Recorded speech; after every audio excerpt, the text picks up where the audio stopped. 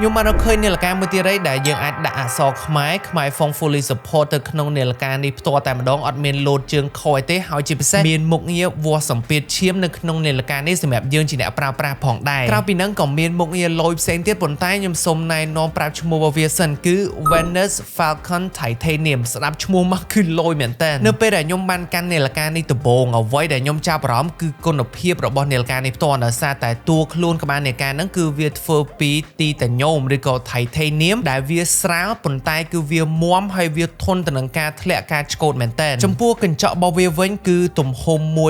1.28 inch ជាលក្ខណៈ AMOLED display ដែលវាបញ្ចេញពណ៌មកដិតល្អមែនតើជាពិសេសពណ៌ខ្មៅគឺដិតល្អអត់មានស្លេកទេអ្វីដែលខ្ញុំស្រឡាញ់មួយទៀតគឺកញ្ចក់អេក្រង់របស់វាជាប្រភេទ Sapphire Glass ដែលវាមាំទាំទៅនឹងការឆ្កូតហើយវាធន់ល្អខ្លាំងមែនតើអញ្ចឹងនៅពេលដែលយើងប្រើមិនចាំបាច់ខ្វល់ Canon យើងខ្លាចឆ្កូតខ្លាចអីអានេះគឺអាចទប់ទល់បានចំណែកខ្សែរបស់វាសាមញ្ញស្អាតអត់អញ៉ៃញ៉ៃមើលមក clean បែបទាន់សម័យប៉ុន្តែមិនរបៀបឆើតឆាយខ្លាំងពេកដែលយើងអាចពាក់ត្រូវជាមួយនឹងសម្លៀកបំពាក់ក៏ដូចជាកម្មវិធីជាច្រើននិយាយទៅខ្ញុំអត់រំពឹងថា software របស់វាដំណើរការល្អបែបនេះទេ smooth រលោងចង់ឆ្វេងស្នាមឡើងលើចូលក្រោមចេញចូលកម្មវិធីអីគឺវាធ្វើឲ្យរហ័សមកយើងពេញចិត្តហ្មងមុខងារដែលធ្វើឲ្យខ្ញុំភ្ញាក់ផ្អើលគឺស្ដាប់ចម្រៀងភ្ជាប់ជាមួយនឹងកាស Bluetooth តាមរយៈនាឡិកានេះផ្ទាល់ហើយយើងក៏អាចដាក់ចម្រៀងចូលទៅក្នុងនាឡិកានេះផ្ទាល់ជាមួយនឹង app Very Fit នៅលើទូរស័ព្ទដៃដែលយើងអាច download ចម្រៀងទៅហើយយើង transfer ពីទូរស័ព្ទដៃរបស់យើងចូលមកកាន់នាឡិកានេះតែម្ដងអញ្ចឹងអ្នកគ្នាសម័យមើលយើងពាក់នាឡិកានឹងរត់ហាត់ប្រាណហើយយើងមិនចាំបាច់យកទូរស័ព្ទដៃតាមខ្លួនទេយើងចង់ស្ដាប់ចម្រៀងយើងអាច play ចម្រៀងចេញពីនាឡិកានេះដោយភ្ជាប់ជាមួយនឹងកាស Bluetooth របស់យើងជាមួយនឹងនាឡិកាមួយនេះហើយបើយ៉ាងពីមុខងារសុខភាពវិញគឺមានច្រើនដូចជាការវាស់នៅចង្វាក់បេះដូងក៏ដូចជាតាមដានកម្រិតជាតិ stress តាមដានការគេងការវាស់នៅកម្រិតអុកស៊ីសែននៅក្នុងឈាមហើយជាពិសេសតែម្ដងគឺវាមាន feature ឬក៏មុខងារដើម្បី